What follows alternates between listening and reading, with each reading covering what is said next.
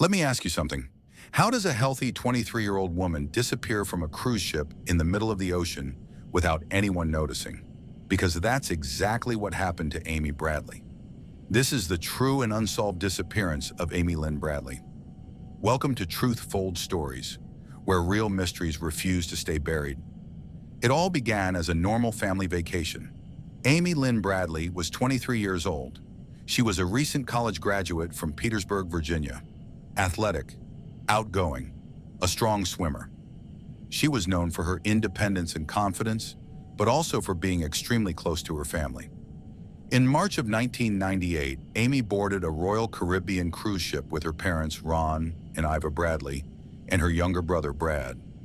The ship was called Rhapsody of the Seas. What was meant to be a relaxing family trip would soon turn into one of the most disturbing disappearances at sea. The cruise departed from San Juan, Puerto Rico, heading toward Curacao. The atmosphere on board was festive. Live music, nightclubs, late-night dancing under the stars. On the final night of the trip, Amy spent time in the ship's nightclub. Several passengers later reported seeing her dancing and talking with others, including a member of the ship's band. Nothing appeared wrong. No one noticed fear, no signs of distress. It looked like a normal night. In the early hours of the morning, around 5:30 a.m., Amy returned to her family's cabin. She sat on the balcony listening to music through her headphones. Her brother spoke to her briefly before going back to sleep. About 30 minutes later, Amy's father woke up again. The balcony door was still open, but Amy was gone. Her shoes were inside the room. Her cigarettes were left behind. Her lighter was still there. There were no signs of a struggle. She had simply vanished. The ship immediately began a full search. Crew members checked every deck, every stairwell, every public and restricted area. The U.S. Coast Guard was notified. Helicopters scanned the ocean below. Rescue boats searched the surrounding waters. Hours passed, then days. She was never found. Experts later stated that if Amy had fallen overboard, her body should have surfaced, but the ocean revealed nothing.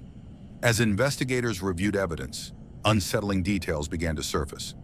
Multiple passengers claimed they saw Amy after the time she was believed to have disappeared.